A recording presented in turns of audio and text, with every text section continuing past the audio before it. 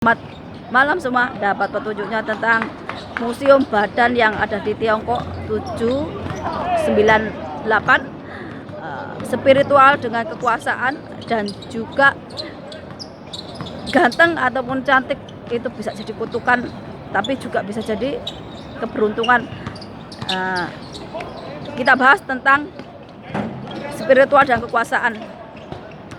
Banyak pemimpin dunia seperti Putin ataupun para pemimpin yang lainnya itu punya penasihat ataupun ahli spiritual nih. Ketika mereka mau melakukan sesuatu, mereka pasti akan rujukan dulu. Contohnya pemimpin kita mau Jokowi atau yang lainnya, biasanya mereka itu akan sowan dulu ke kiai atau ulama atau para pemuka agama lainnya, minta doa, minta restu. Sama di negara manapun pemimpinnya juga seperti itu. Di Tiongkok spiritual dengan kekuasaan itu dipisah. Sedangkan di Jawa kekuasaan dengan spiritual itu disatukan.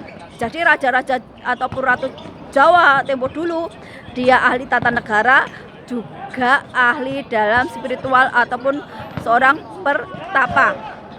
Berbeda dengan Tiongkok. Tiongkok karena dipisah, jadinya biasanya para raja ataupun permaisurinya itu jarang yang ngerti tentang spiritual. Mereka akan minta rujukan ke para orang-orang yang lebih ngerti spiritual ataupun rohani. Sampai sekarang itu. Jadi kalau ada museum yang mengatakan bahwa museum itu berkaitan dengan pengikatan jiwa-jiwa ataupun membawa satu kekuatan, ataupun ada orang yang pengen kekuasaannya langgeng dengan mengorbankan orang lain. Kalau Tiongkok seperti itu mungkin itu udah wajar. Kenapa? Karena dari zaman dulu kekuasaan dengan spiritual orang Tiongkok itu dipisahkan. Jadi mungkin ilmunya lebih mendalam lagi, lebih rumit lagi. Makanya kalau kalian pernah dengar, hati-hati kalau nemu uang ataupun hal-hal yang di jalan, takutnya nanti jadi tumbal ataupun perkawinan arwah. Itu bisa-bisa aja. Di Indonesia juga seperti itu. Makanya kalau saya nemu uang itu malah seneng. Kenapa? Karena kalau saya yang nemu, saya itu walaupun nggak ahli agama, tapi kalau untuk hal-hal yang mistis saya udah kebal.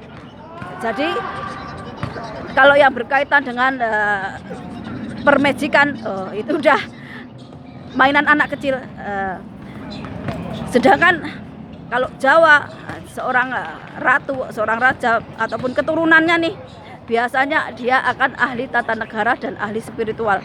Itu kalau orang Jawa yang benar-benar Jawa yang masih megang. Karena apa? Karena orang Jawa itu pasti dari kecil diajari prihatin, diajari tirakat. Kalau selama jadi pemimpin itu dia mungkin membunuh, jadi yang jahat.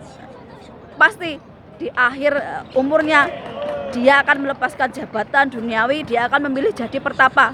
Makanya banyak sekali raja atau ratu tanah Jawa itu makamnya itu nggak diketahui di mana mereka dikuburkan. Karena apa? Karena mereka udah memilih jalan yang spiritual atau rohani. Mereka udah melepaskan duniawi. Ini bedanya dengan orang Tiongkok. Makanya kalau di Tiongkok makam-makam raja ataupun ratu itu masih banyak ditemui. Karena mereka nggak melakukan namanya, kalau udah lengser ataupun udah nggak jadi raja, mereka tobat jadi pertapa atau mensucikan diri. Enggak, sampai ajal ya mereka berpuasa. Mereka nggak ada namanya memperbaiki diri jadi pertapa ataupun yang lainnya. Sedangkan nenek moyang kita enggak.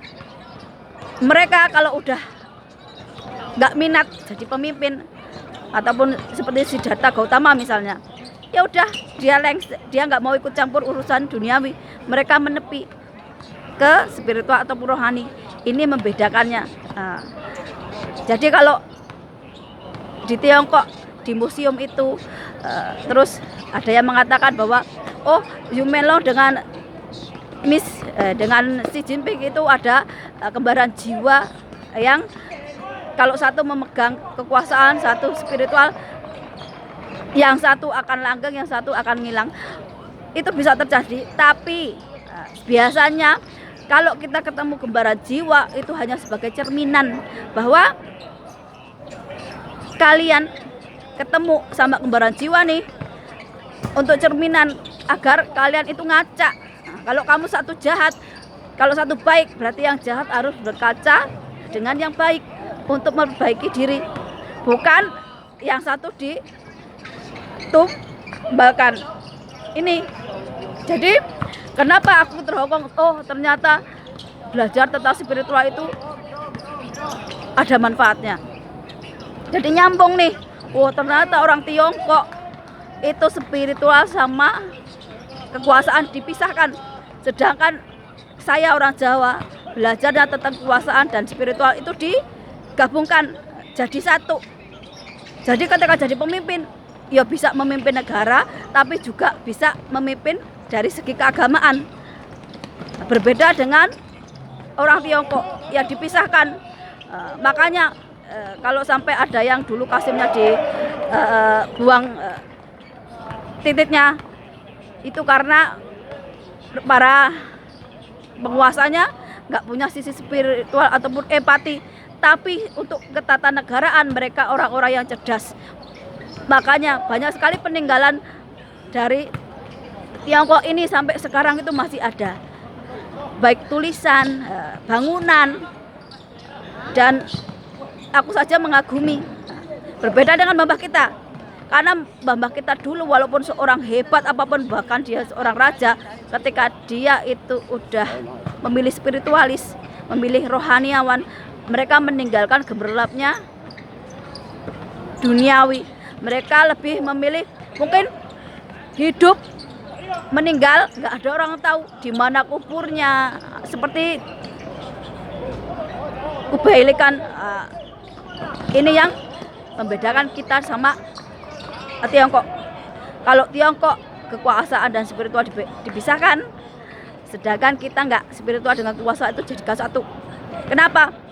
Karena seorang pemimpin harus ahli negara, tapi juga harus memahami atau pinter dalam segi spiritual ataupun rohani. Orang terlahir cantik ataupun ganteng itu bisa jadi kutukan, karena orang yang cantik atau ganteng mulai dari kecil aja dia udah diincar sama orang, jadi korban pelecehan. Dan ini banyak di sekitar kita yang orang terlahir cantik ataupun ganteng malah nggak bahagia, malah dari kecil itu jadi korban sodomi, korban pelecehan seksual sampai ke dewasa, bahkan ke tua, malah hidupnya nggak bahagia. Karena apa? Karena kecantikan, karena kegantengan. Jadi yang terlahir dengan wajah pas-pasan harusnya bersyukur bahwa hidup kamu aman, nggak jadi korban dari kejamnya dunia ini. Kalau kamu terlahir cantik atau ganteng, terkadang seperti kutukan, di mana dia mengalami yang pelecehan itu udah dari kecil sampai dewasa. Jadi kalau kalian dikasih wajah pas-pasan, harusnya bersyukur bahwa kalian itu dilindungi sama Tuhan. Kalian nggak mengalami hal-hal yang seperti itu, baik laki-laki atau perempuan. Laki-laki kalau ganteng aja udah dari kecil diincar tuh sama para penyuka sejenis. Begitu juga anak-anak kecil itu, kalau cantik-cantik aja udah diincar sama predator anak-anak. Dan itu fakta di dunia ini. Jadi kenapa kalau kita dikasih yang biasa-biasa saja, kita mau mengubah yang udah dianugerahkan sama Tuhan. Tuhan pasti ada maksudnya nih, kasih kita wajah pas-pasan.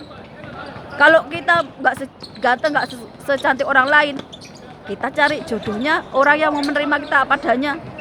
Mungkin dari orang Cina, dari Jepang, dari Eropa, orang-orang yang udah lahir dari sononya udah cantik.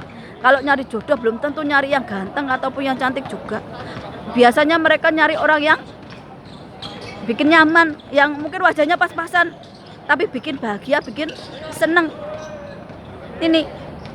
Jadi ketika saya di Hong Kong ada benang merahnya. Ternyata saya belajar untuk apa? Untuk ngerti nih tentang spiritual dan kekuasaan. Kalau orang Jawa itu nggak bisa dipisahkan.